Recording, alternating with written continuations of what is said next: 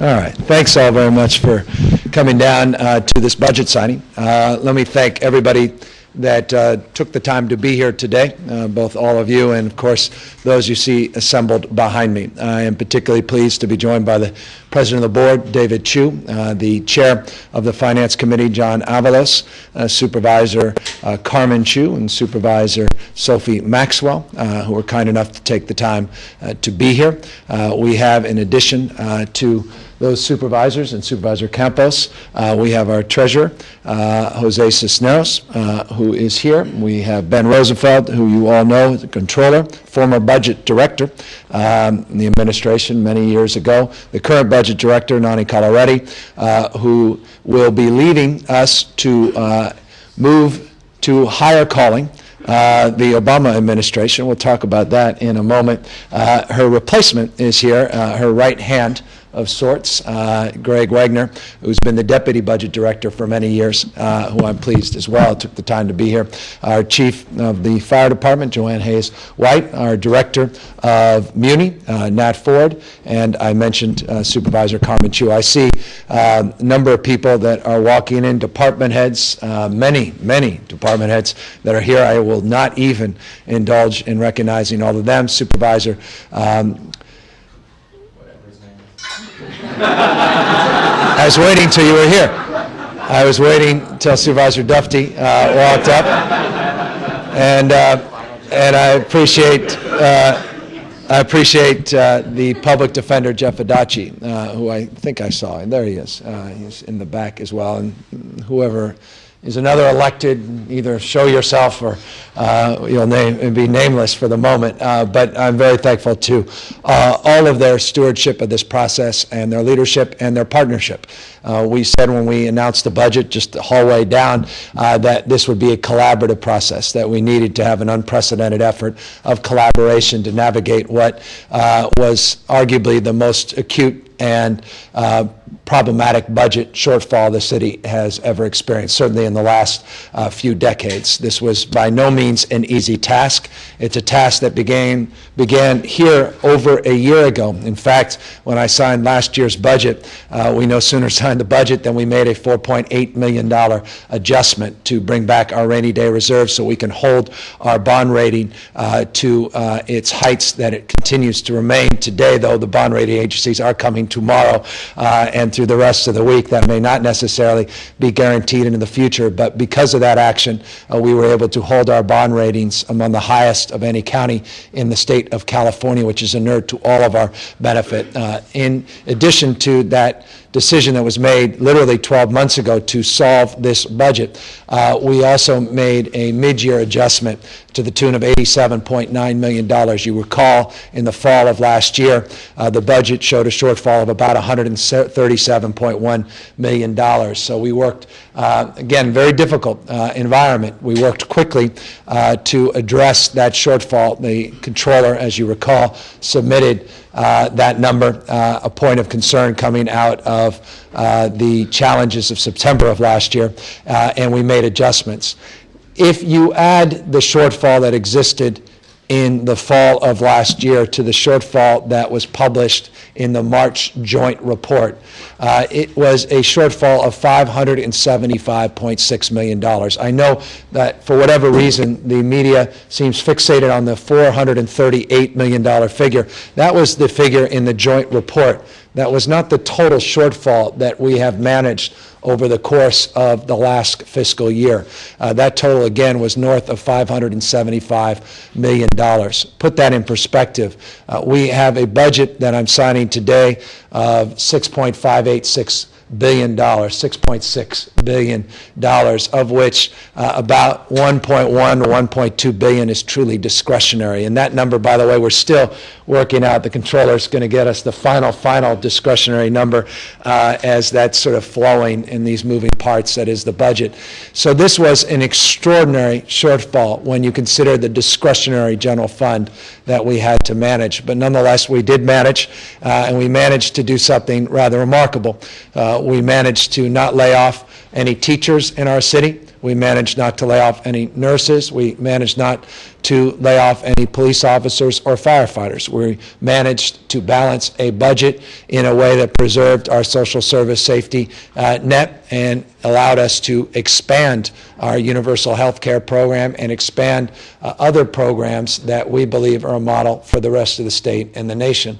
We were able to maintain our general fund reserve, and we believe we were able to maintain our fiscal discipline that's defined the best of this city over the course of the last decade or so. We were able to do all that because, again, we worked across our differences. We worked collaboratively. Obviously, the headlines of the process tend to speak of the differences, but at the end of the day, we were arguing over less than 1% of the budget. And I do think that one day in the reporting of the budget, people will reflect on that as they should. When you're 95 to 98 to 99% in agreement, that should be the story and the headline, not necessarily the modest disagreements that tend to permeate the focus of a budget process. Again, I understand that's more interesting to some, but I think it's fascinating that in a city as diverse as ours, that at the end of the day, with all that diversity, with all the different perspectives that we offer, that we're 98% plus committed to the same functional goals, the same substantive goals.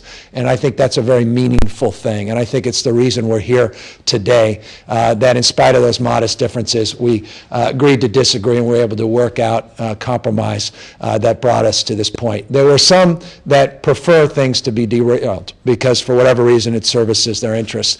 But the folks you see behind me didn't want to see that happen. And that's, again, why I'm very proud to be here and honored to have the opportunity to sign this budget and the responsibility, not just the opportunity to sign this budget. I think it's a very good budget considering the reality and the challenge and the burdens that were placed on us. Just final point, and I'll ask the chair of the Finance Committee and the president of the board to say a few words. The state of California has made it more challenging. They made it more challenging during the budget cycle. They're going to make it more challenging now moving after this signature is affixed to this budget. We estimate another $121 million of general fund that needs to be made up because of the state budget deal that was negotiated and approved a week or so ago. We believe the vast majority of that can be financed. However, we are working through more details, particularly as it relates to some of those last-minute health and human service cuts that the governor signed off on. Those numbers will be advanced in a report that the controller has offered and authored. It is a report that should be out later this afternoon, Ben, and it's a draft report. The details as it relates to what has actually happened in the state are still not clear. And so we should have a final report next month that will actually certify those the estimates that we are working with. The estimates, just for what it's worth, are about 15.1 million, 15-ish, and Ben can speak to this in a moment, at Health and Human Services, 20.1, and or that's Human Services, and 20.1 at the Health Department. So about 35 plus million dollars, 35.2 in the numbers I was just given. But again, Ben may have some different numbers this afternoon, roughly $35 million of health and human service cuts that we may not be able to finance. The 121, the vast majority that we can, but we may not be able to with the other dollars. And that's the number that will be in Ben's report this afternoon. And then we'll work to allocate the $18 million that we included in this budget for unspecified state cuts. So we actually assumed some of these cuts, and then we'll figure out what to do with the rest. And we have a very specific process to which we will engage one another to address that subsequent shortfall. But there is going to be a subsequent shortfall. That should not be the headline tomorrow, because you may overstate the magnitude of it, just as I think some of the punditry overstated the magnitude of the budget that I announced in the office, because I said that we're in a margin where we will work together to restore a lot of these cuts. The most significant, and I'll begin my budget speech as I began it, I'll end it here, was the Health and Human Service. where we were able to backfill that $9.5 million of substance abuse and mental health dollars within those budgets by, again, working together. $43.7 million this board added back. I think it was a record amount of add-backs to their credit.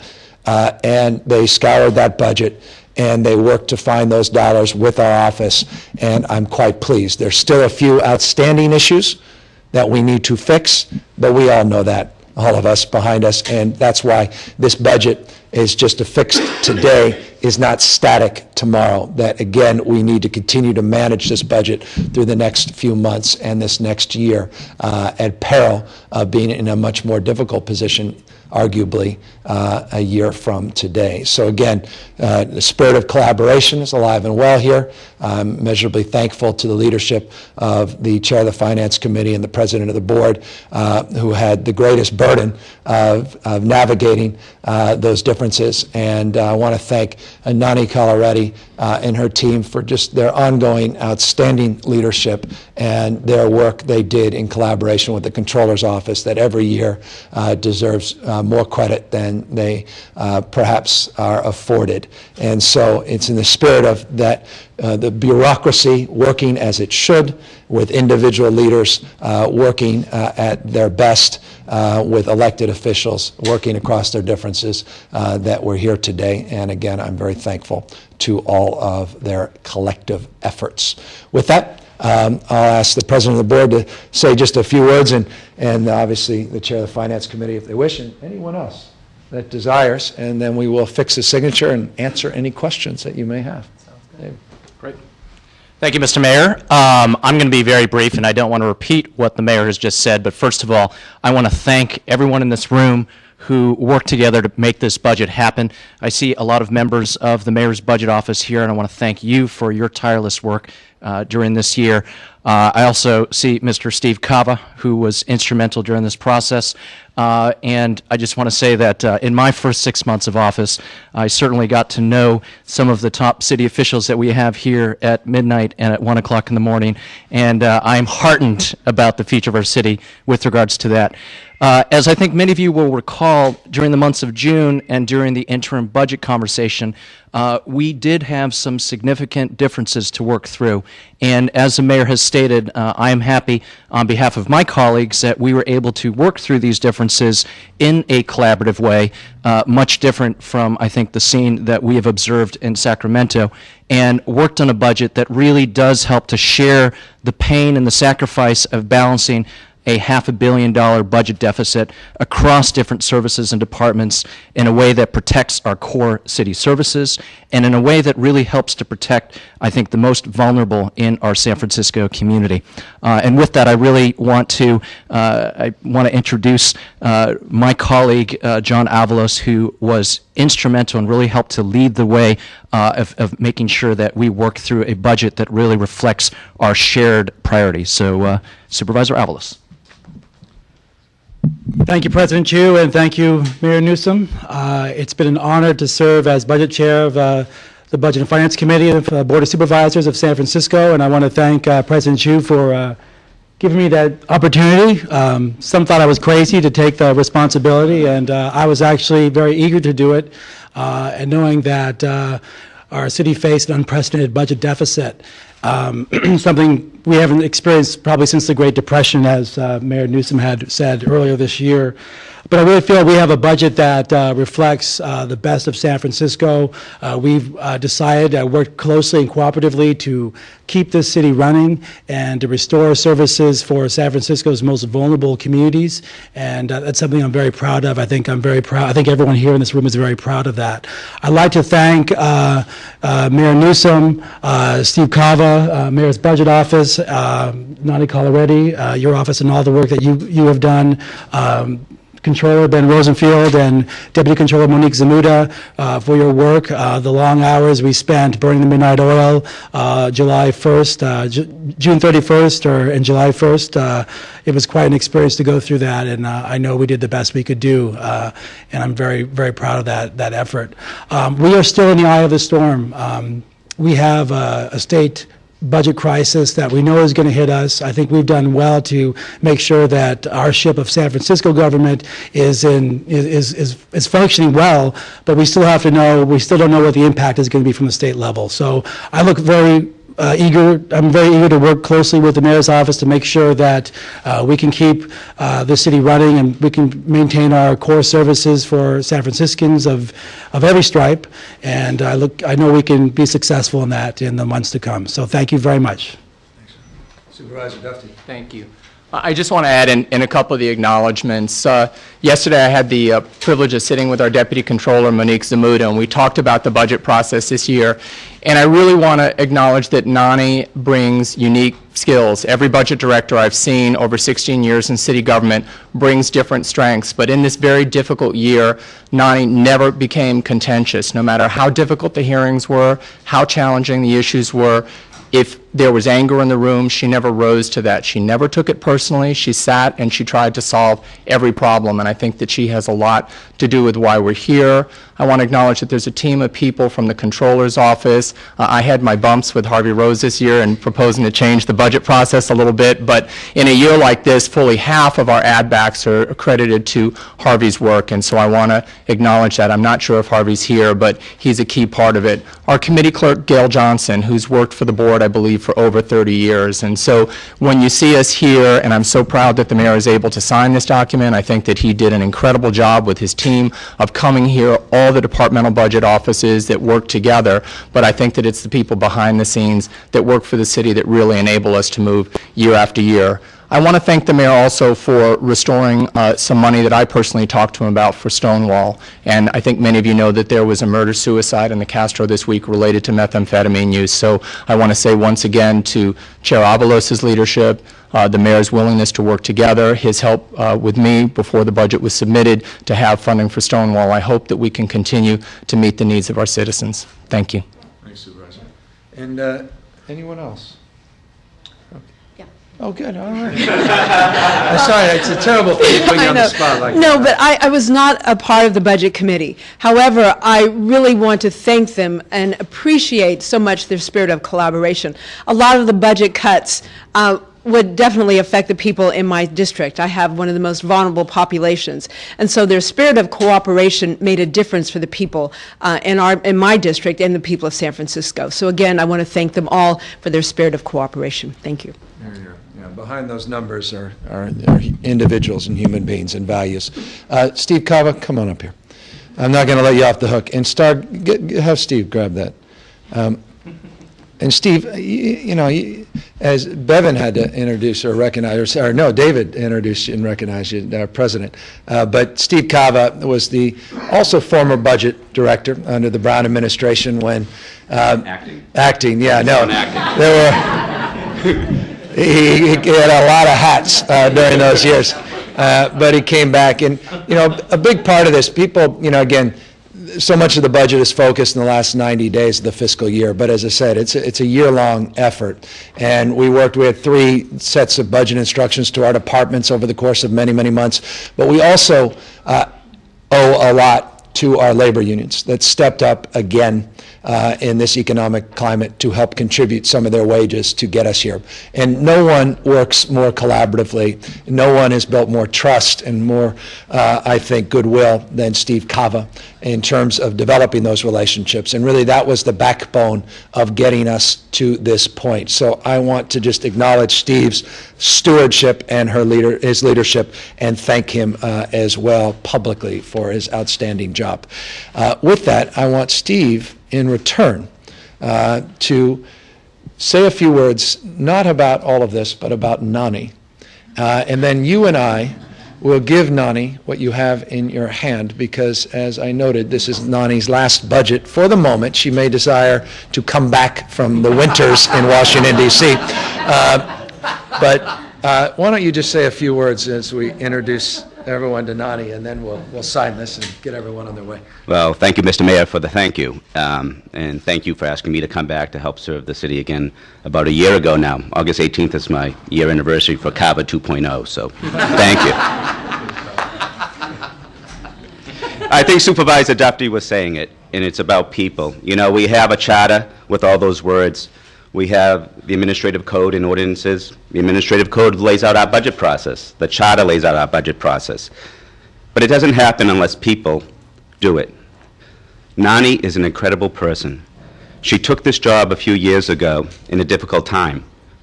She's leaving it at the most difficult time, but she solved the problem.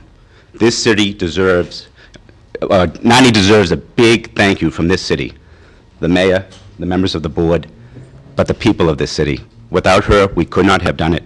So Nani, thank you, thank you, thank you. Nani, come up. We've got this Nani Coloretti Day in San Francisco. Thank you, Nani.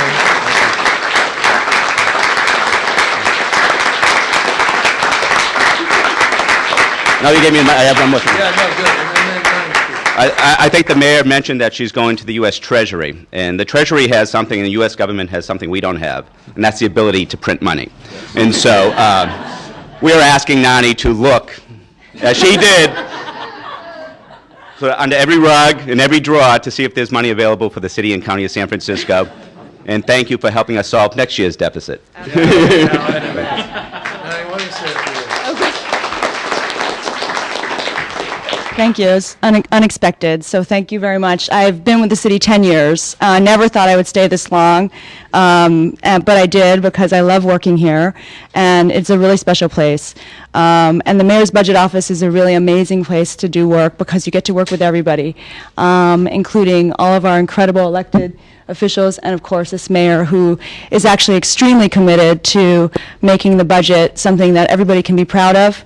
And he really cares about the detail because he knows that that's about real people. So I'm leaving at a time when we're in a little bit of rough waters, but I'm leaving with the city with Greg Wagner, who has been doing this with me for 3 years. And the city is in really good shape because it works together to solve problems, and that's why we're recognized with high bond ratings, and that's why we can get through every year. So I just want to, say thanks for the proclamation, and it's been a great time here. Thanks.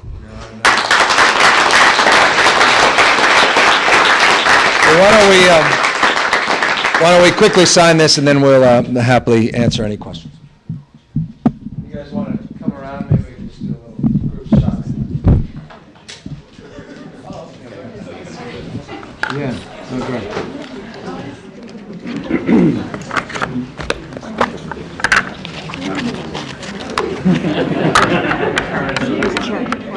Oh, that's fine.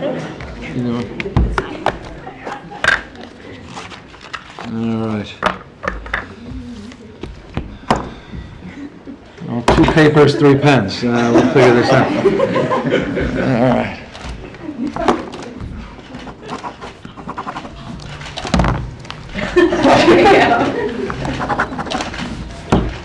All right, that's that.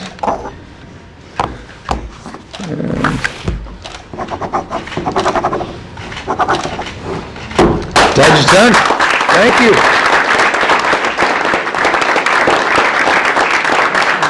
You were doing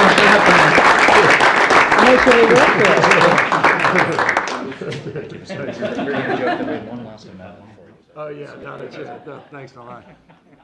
All right, Nani, and this one's yours. Thank you. That's why we have the third thing. All right, thank you. Thank you. All right. So with that, happy to answer any questions you guys may have.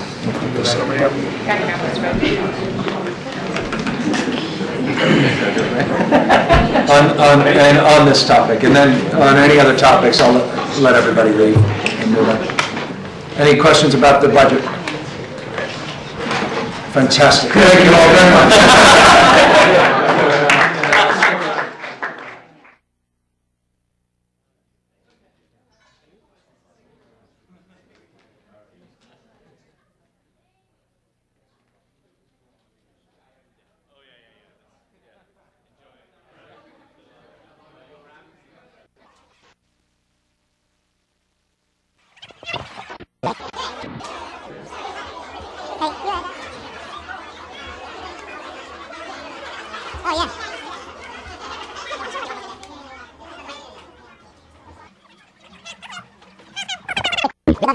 That's it. To the extent...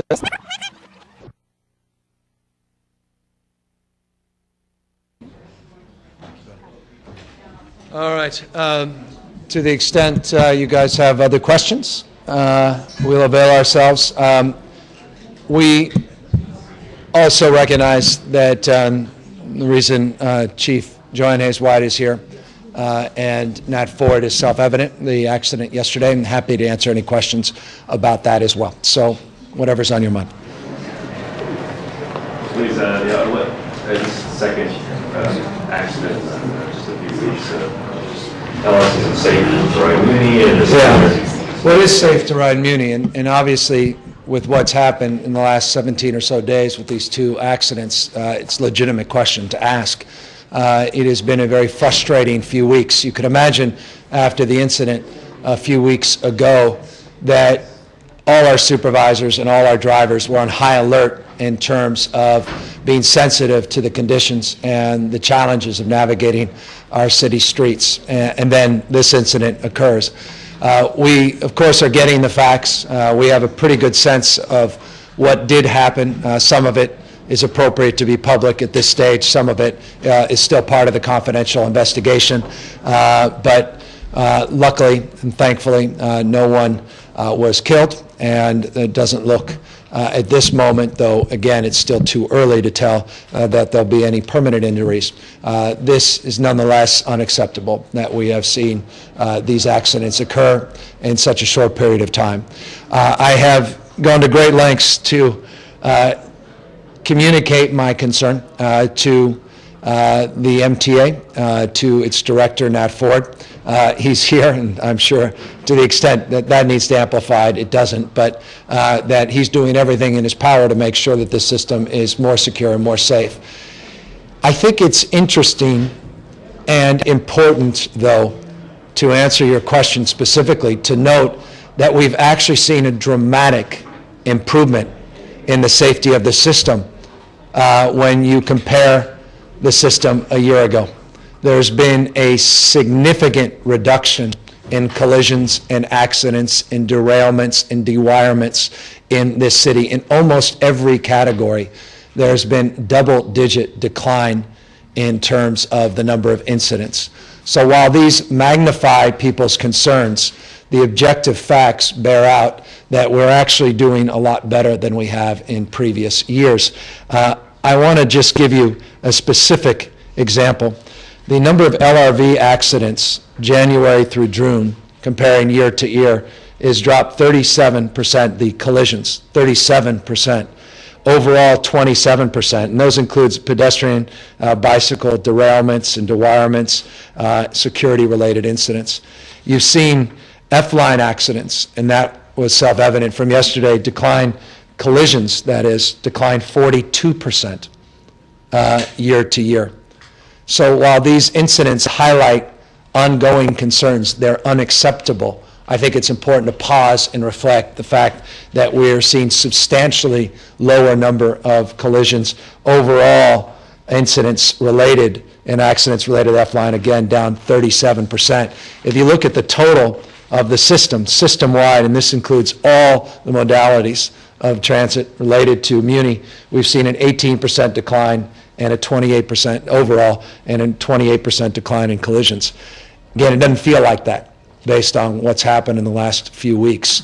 But no, this system, considering the number of passengers, considering the number of people we move, considering the number of moving parts, literally, not just figuratively, is a safe system and is getting safer this year than it was last year, despite the obvious concerns about these two very high-profile incidents where real people got hurt and whose lives were put in jeopardy. And I agree that that is unacceptable. I believe you'll hear from Nat Ford, as I'll ask Nat to come up now, concur that that is unacceptable and that we must do better and we need to be more vigilant, and this simply cannot continue. So with that, I'll ask Nat to amplify some of these finer points. Thank you, Mr. Mayor. Clearly, for all of us at the MTA, all of the operators, the management staff, the leadership team, we find this unacceptable. And we found it unacceptable a few years ago, and we began a journey of improving all of our procedures, redoing training, re-emphasizing training as it relates to safety, and more recently, the procurement of a new drive cam system which will monitor all of our operators real time in terms of their performance, both preventatively, and then if unfortunately we have an accident, we'll have clear data and information as to what occurred in that incident and be able to better prepare and prevent reoccurrences. Our hearts go out to those individuals who have been injured in these incidents. I appreciate the mayor looking at the statistics that we presented him last week, which really clearly points out that we are heading in the right direction. It is a long journey. Some of these practices and behaviors that we're dealing with will take some time to resolve, but the time is now, the time is today. So this morning, and for the next few days, we have reallocated, reassigned a lot of our office staff and managers of the agency out into the field to once again, and this has been done before, but once again, remind our operators to exercise extreme caution as they operate in probably one of the most challenging transit environments in this country. The mayor mentioned we carry literally 700,000 riders a day, nearly the same population of the city, in an environment where we encourage pedestrians, we encourage a great deal of bicycle usage, and all of those different modes need to be interactive and operate in a safe mode, and we're doing everything that we can at Muni to ensure that our operators take extra effort to be focused and to ensure that they're following all of our rules and procedures to the letter. And I also would like to footnote that we will not, and we are not, emphasizing on-time performance versus safety. Safety is of the #1 concern of this agency, and we will forego on-time performance to ensure that we have a safe operation. I want to make sure that that is very clear to all of our riders and clear to the citizens of this city, that we will run a safe system, and that is our #1 priority. And we are on a journey. We're heading in the right direction, and we need to just stay the course, and I think we will have a much safer system tomorrow and a much safer system in the years to come. Is it time for a top-to-bottom independent audit or review of the Muni? I think we've had that occur. We regularly are audited by the Federal Transit Administration and the California Public Utilities Commission. Recently, we received our 2008 audit report. It identified some areas that we needed to address. However, in that report, they clearly state that the agency they looked at in 2005 is not the agency they see today. That in 2008, it's a much safer organization from a procedural and policy standpoint, from an oversight and management standpoint, and from a cultural standpoint. We've invested a great deal in terms of safety, financially, as well as training and in terms of our staff. All of our supervisors, for example, in the past year have received recertification training where we emphasized the need to focus on safety in terms of their performance and communication skills and things of that nature. Revamped our recertification process for our operators.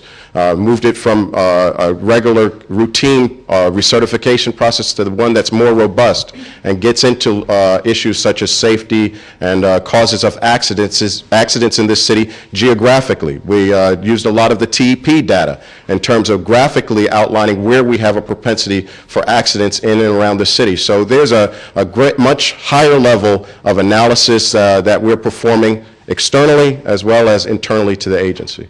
And I would amplify, if I felt that was necessary, I'd do it.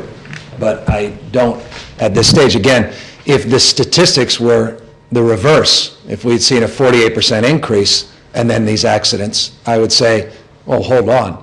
But the fact is, a lot has been invested, and this is the irony and the frustration. I think the word frustration in our conversations has been used over and over and over again. Frustration is that with a lot of this renewed emphasis on safety, we've still seen these 2 incidents, though we're seeing substantially lower number that don't usually get reported, that are just minor fender benders or smaller collisions. But there's a human element in this as well. And you can do everything you can, but when, at the end of the day, if a human being is distracted, a human being has medical condition, a human being makes an error of judgment, then that puts everything else in a surrogate position, meaning the equipment, the braking, all the rest. And that's unfortunately, and then I don't want to presume the facts that are still being collected in evidence as it relates to yesterday's incident, but that concerns us as well. And so you have to look at that side of this. There doesn't appear to be any mechanical misfunction. There was not a braking problem. It wasn't the F-line itself that was at peril. It's just, again, comes down to sometimes human beings. And that's why we have to be ever vigilant, that everything you can possibly do still may not be enough. But again, this is a focus and a priority of this agency, and it's paid some dividends. Of course, the exceptions have been noted as of late. Cameras inside this F-line car? On the historic vehicles, we don't have cameras in those vehicles. However, the rest of our fleet is outfitted with cameras, and we are modifying those cameras, one with the new drive cam system, which will solely focus on operators, and we are working with drive cam to develop, which is not in the United States at this time a product, but to develop a similar system for light rail and rail vehicles in terms of monitoring performance of operators. So When is that system going to come online? the rubber tire fleet will be completed by the end of September. So that will be fully operational in September, and then we'll go into the development phase with this company to design it for our rail system. And that will definitely help us in terms of monitoring performance prior to accidents. It will be used as a preventative tool to monitor operator behavior on an ongoing basis. So it's a significant improvement in terms of our capabilities in monitoring. It's a multiplier in terms of supervision. We have a certain number, limited number of supervisors. This will significantly increase our ability to observe operators and their performance prior to failure. This is on all the buses, you said? Yes, this will be on all of the buses by the end of September. Oh, like real vehicles yet? We have not, there is not a product at this time in terms of, a similar product in terms of this system for light rail. However, we are, part of that contract is our development with that contractor, the company DriveCam, to design it, and it will probably be the model for the rest of the nation. What kind of union reaction was there to? Interesting and very good question. In terms of the union, I've had discussions both last night and the first thing this morning, I believe somewhere around 6 o'clock this morning, with Erwin Lum, president of our operators union, and he also shares in our frustration as it relates to this situation, and clearly is there as a partner working with us to try and resolve these issues. So they have been supportive. It's their members who are having these issues and are also getting injured in these two cases. So they have a vested interest to improve safety here at the agency also. Let me underscore, labor is not our impediment, not an issue. Erwin Lum has been very, very engaged and has been a good resource and a partner with us in this. Is there an update on the accident that happened a couple of weeks ago? Anything that's come out yet on that in terms of, I'm mostly interested in the new practice that the union says management was turning a blind eye to. Have you looked into that? And Immediately after that accident, we cleared up any question of that. The rules as it relates to switching from automatic to manual on any of our vehicles, it is a solid rule and a solid practice that is it's right in place right now and is being enforced without any pause. So there is no looking the other way. It is clear that that rule and procedure is in place, and we have our operators following it to the letter. Any violation of that is being dealt with immediately in terms of our control center and or any supervisor who observes that occurring. So it's a swift reaction to it. Do we know yet why if that driver passed out? Right now, this investigation is still being conducted by the NTSB, but the fact of him stating that he blacked out prior to having an accident is something that I think we all agree, feel comfortable with, that at this point there isn't anything to refute his claim that he did black out prior to having colliding with the other vehicle. That's the first incident. Yes. Even with the drive cam, if these kind of things happen again, like the blackout, how can you tell from the drive cam? Well, what drive cam in this particular case will definitely record any significant braking and or hard turning. Right now, we do not have that system designed for our rail vehicles. However, on buses, if there is an abrupt change in terms of G-forces, it saves recording prior to the incident and after the incident. I think the real benefit from a system like this is that we will be able to identify operators who are having driving problems prior to an accident, because on a daily basis, any variations or aberrations to regular performance will be immediately reported to us on a daily basis. Then we will go back, review the video, re-instruct the operator, or take corrective action based on their performance. It videos their performance driving the vehicle, as well as what are the conditions outside the vehicle at the same time. So it's something that's being used by quite a few transit operations in the country. We are one of the first large municipal transit agencies to implement this. So that contract was approved by our board about a month ago, and installation is well underway. Anything else on this, Gavin? Well, again, can you talk about what's being done? Like you said, this is, a lot of these accidents, human error. What's being done to prevent or to change driver behavior? Well, what we've done leading up to recently, over the past year, we've revised, revamped our procedures as it relates to the rule book. We're in the midst of finalizing a revamp of all of the rules, both for bus and our rail operation. We revised our certification process for operators. They have to come in once a year to get recertified.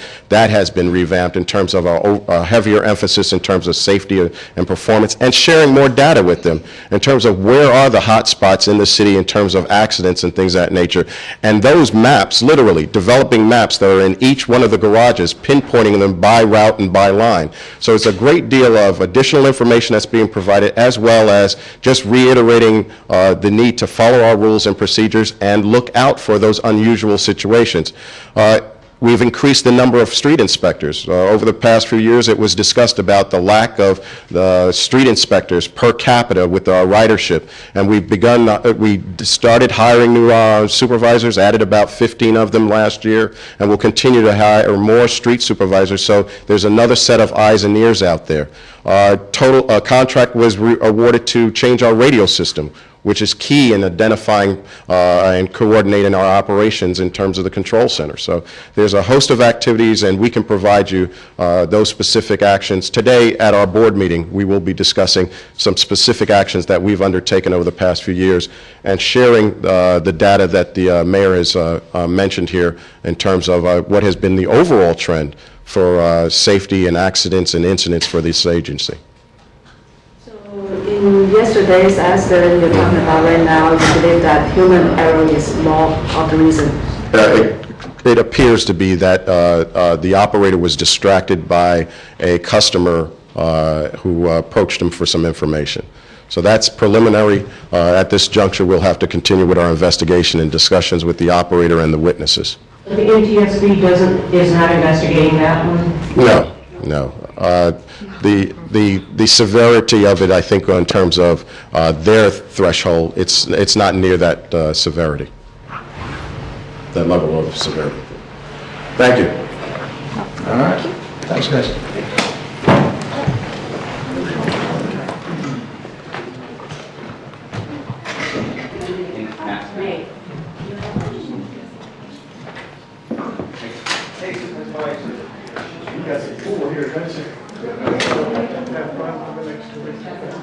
Oh,